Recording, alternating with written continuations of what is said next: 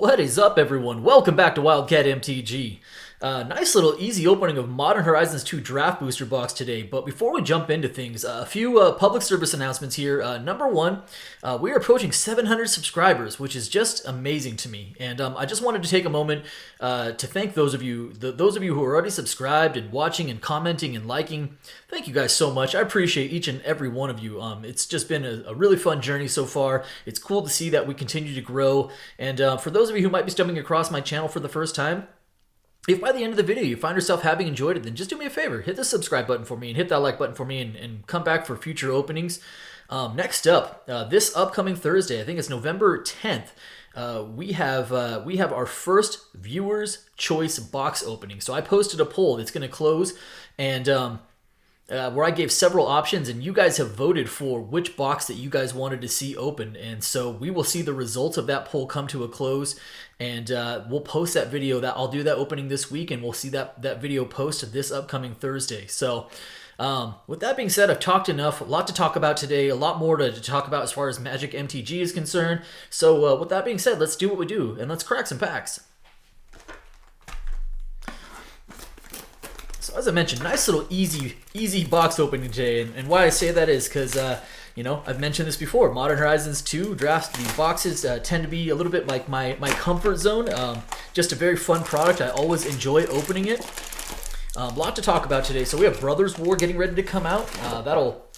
We'll have the release for that this weekend, and I'll definitely be doing some video openings of those box openings as well.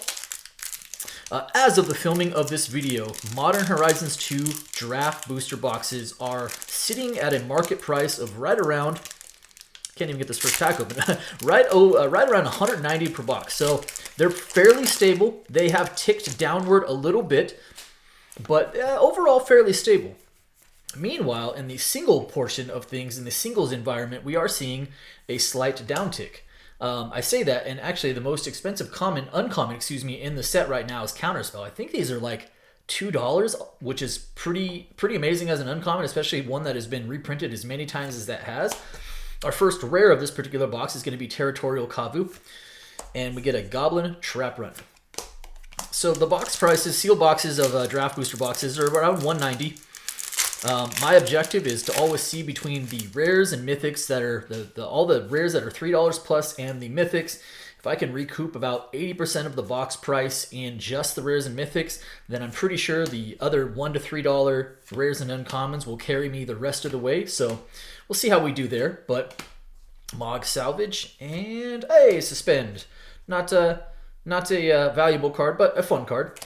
And a little bird token.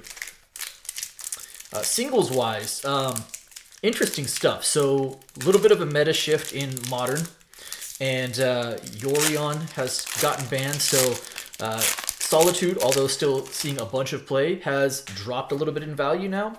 I think it's actually right around $30, which is crazy because that card was like $50 just for the regular version at one point. Hey, damn! Actually, still a decent rare. At least this is right around $3, so we'll put that up there. Ever playable Steel Fin Whale foil.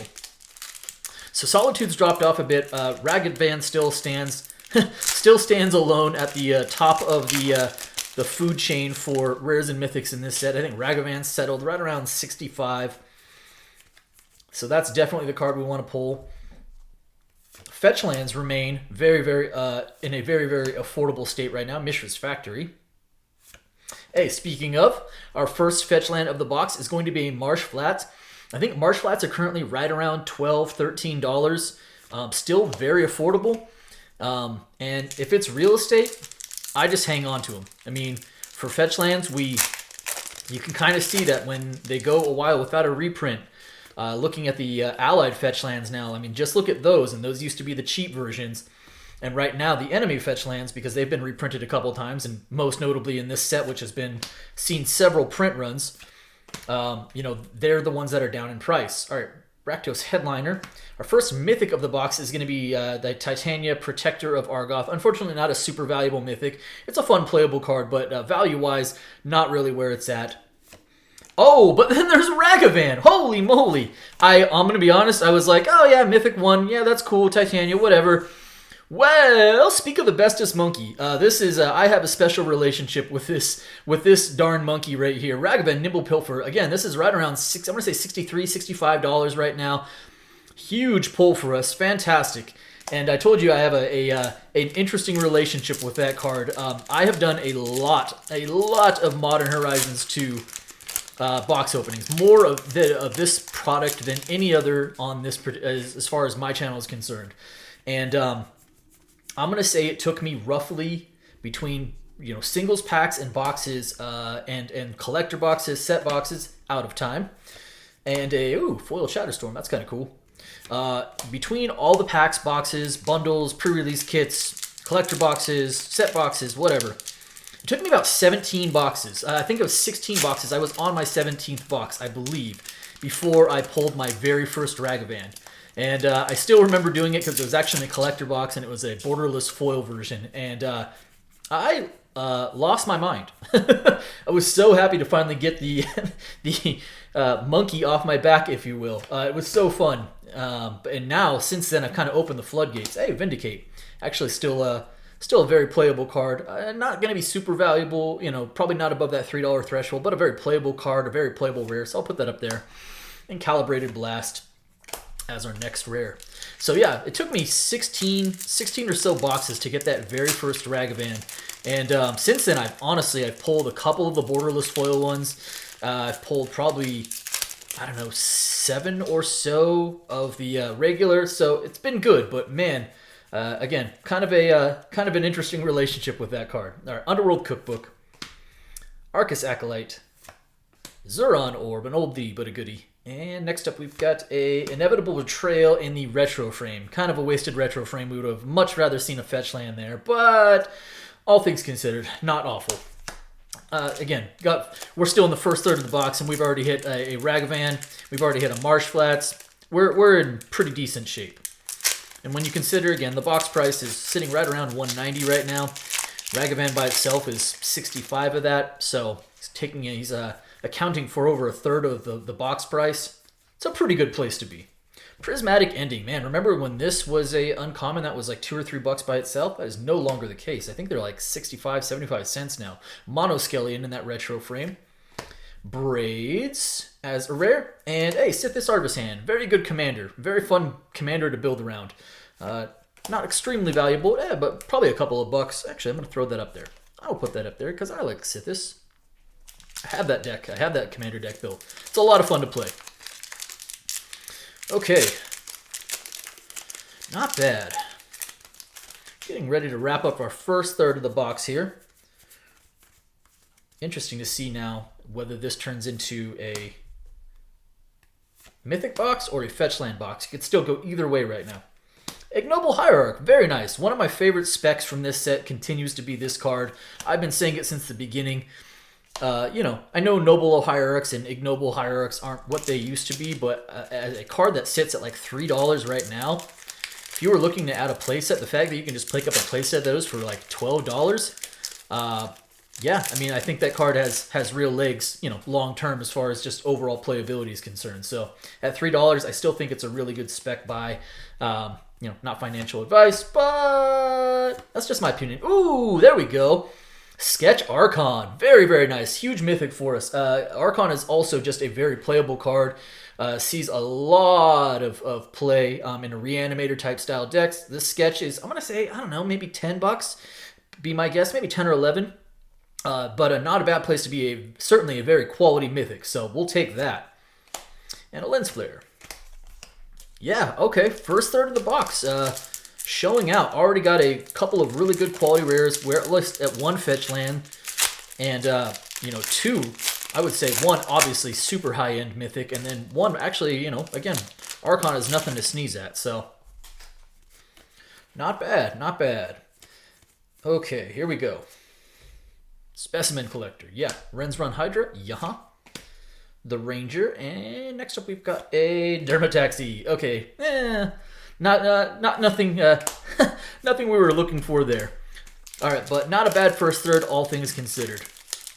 All right. On to the middle column. There we go. Would not be sad about seeing any of the elementals pop up. I mentioned Solitude's down, but, I say down to 30. Quality Uncommon, Tireless Provisioner. That's probably a buck or two. Basking Blazing Root Walla. Soul Snare, couple retro frames, and an Endurance. Yeah! Ask and you shall receive. I was just about to say, I know Solitude's down. I wouldn't mind seeing an Endurance. Yeah, there we go. Endurance still sitting at about 32. Also a little bit down in price, but again, as I mentioned kind of at the top of this video, a lot of the singles are, and that's okay. If you had some spare change laying around and you were looking to pick some of these up, now's not a bad time. This is the lowest this card's been in quite a while. And yet, still a $32 card. Huge mythic pull for us. Very, very nice. Never sad about that. I think actually Endurance has technically taken the position of the second most expensive card in the set. So we already have Ragavan and Endurance. Right now, the two most expensive singles in the set as far as their regular versions are concerned. And actually, I think Urza Saga's sitting in third. That's probably right around $30, $32 as well. Maybe right around 30, 31, yeah. Altar of the Goyf. Enchantress Presence, very nice, quality rare. And Progenitor Ooze, not so much on the quality rare. I have a few of those, but that's okay. This box is turning out to be, right now, it is geared towards a mythic box, but when you consider the quality of those mythics, right now we are on a very, very notably good pace as far as overall monetary value of this box and the EV. All right, said and done. Soul Snare, not sure why I paused on Uncommon. And Unmarked Grave, cool. Maybe only $1 or $2, but again, a very nice quality card. Very playable card. In fact, I'll even kind of put that up there. It's just, maybe not necessarily the most monetary value, but still very playable rares. All right, getting ready to approach the halfway point in the box.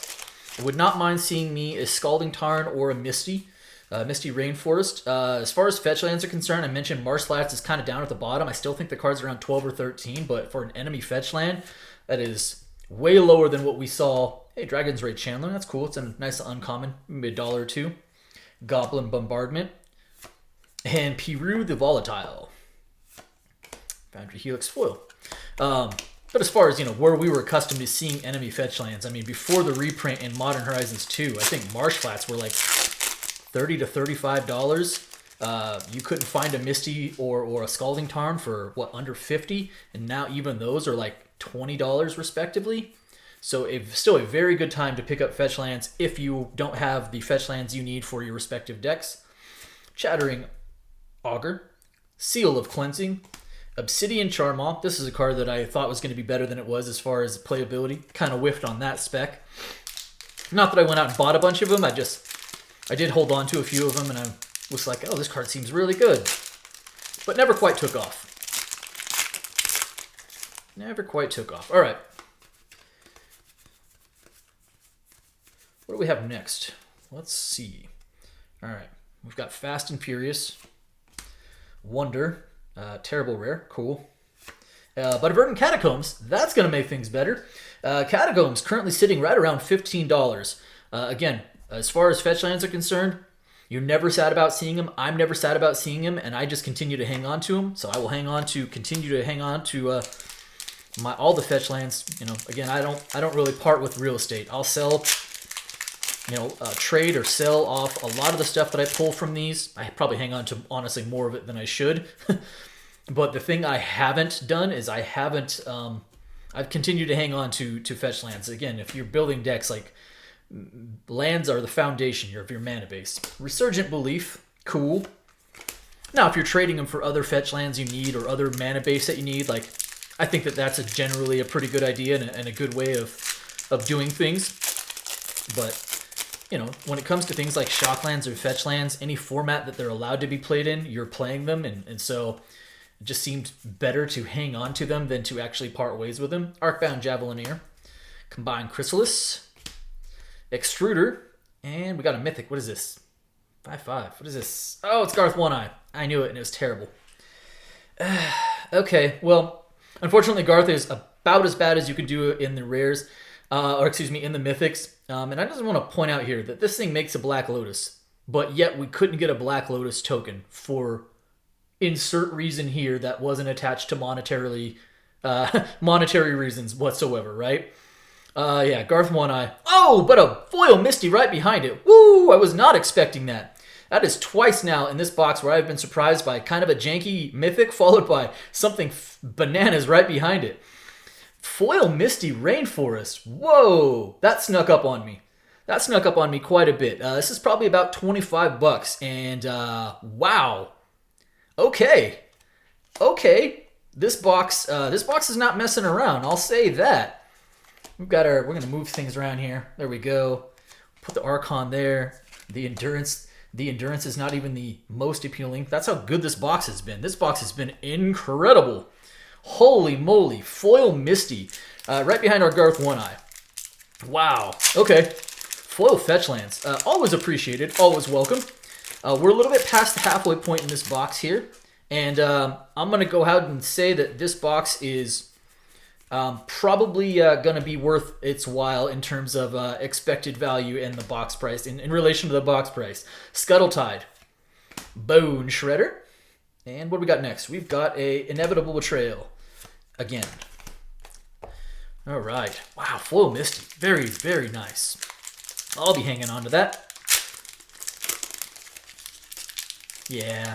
The Garth thing, I haven't really commented on the 30th edition too much, and at this point, there's nothing that I can say that really hasn't been said already.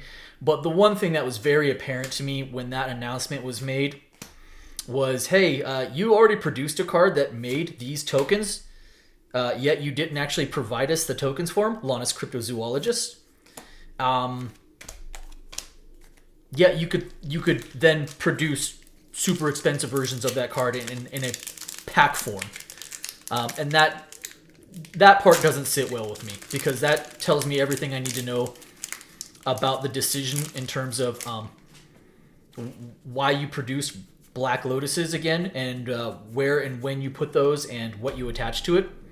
If you couldn't be bothered to, support the Fire and Ice, support the card that you made, Chef's Kiss, that produces Black Lotuses by giving us the tokens for, again, whatever reasons. Spirit of Reserve List, didn't want to put them on Magic backs that had official card stock, whatever it was. But to me, it seems much more, I'll stop short of saying nefarious, but yeah, a little bit more pointed than those reasons that were originally provided to us.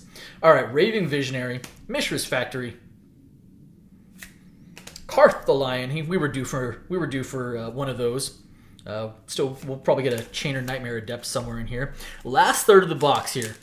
This box has been pretty rock and roll. Yeah, so I'll leave it alone on the M30 edition. Other than that, but again, the Garth thing always stuck out to me as being very, hey, you produce this card that produces Black Lotus tokens, yet you chose not to provide us with those tokens. Squirrel Mob. Neat. Oh, wow. Wow. Okay. Sketch Urza Saga. Beautiful card. This is right around $33, I think, for the sketch version. Huge pull for us. This box has been just bananas overall. Far exceeding my expectations here. Flay Essence. And, even though I said singles were a little bit down, and they are, if your box is going to give you a Ragavan, an Endurance, an Archon of Cruelty, Foil Misty, and a Sketch Urza Saga, you're gonna end up doing okay. we're gonna be just fine here. All right, Mog Salvage, and an Arid Mesa for our fourth technically fetch land, not counting the foil. Our third fetch land of the box. This box is, I love this product. Those of you who've seen me and watched me open a large number of these boxes, you know I'm a fan already, but those of you who might be watching for the first time, I'm a fan. I'm a fan of Modern Horizons 2. As far as like bang for buck is concerned, these draft booster boxes, I mean, again, priced at $190 currently. Whether you're buying them to open and enjoy, or whether you want to sit on them long term and stash some away, the answer is yes for me. Power Depot, Chance Encounter as our rare. And a Douthie Voidwalker, another super strong rare. Douthie continues to hold at right around $7.50, $8. Again, really strong rare, very playable. Has legs in Modern, has legs in Commander. maybe Legacy. Less familiar with that format, but yeah, very strong rare.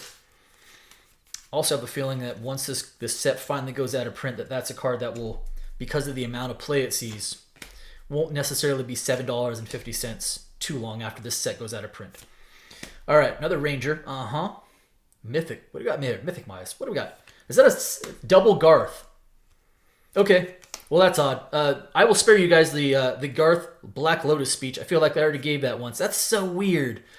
If it wasn't for the rest of this box being bonkers, I'd be pretty upset about that as another Mythic, as a repeat Mythic. But the rest of the box has been basically unconscious. So, you know, I won't complain. I will not complain about Garth. All right, here we go. Healer's Flock. This box is weird. Lucid Dreams. Angelic Curator. And Nettlecyst. Cool. Quality rare. Probably doesn't hit the $3 threshold, but maybe a buck or two. And a playable rare overall. Okay. How much left can there be in this box? Like, what else is there for me? I mean, we've already hit 6 Mythics.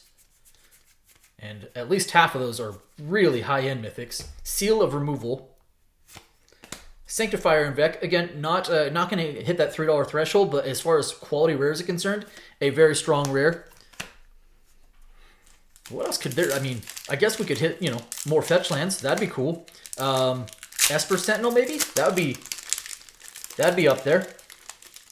Other than that, like, we've hit most of the good stuff in this box that you could expect to see from the non-mythic slots. All right, Arcbound Shikari, Barb Spike, Yavimaya Elder, and Chitter Spitter. Super strong in like draft. Oh, and a foil Sarah's Emissary. Wow. Again, not going to be like, this part is not going to be the most valuable, but a foil mythic in a draft box is nothing to sneeze at, especially when we've already hit a foil fetch land. I will certainly take this. You know, this might only be like a $4 or $5 card, but a beautiful card, a foil mythic, not super easy to come by, whether that's a set booster box, draft booster box, or even a collector booster box.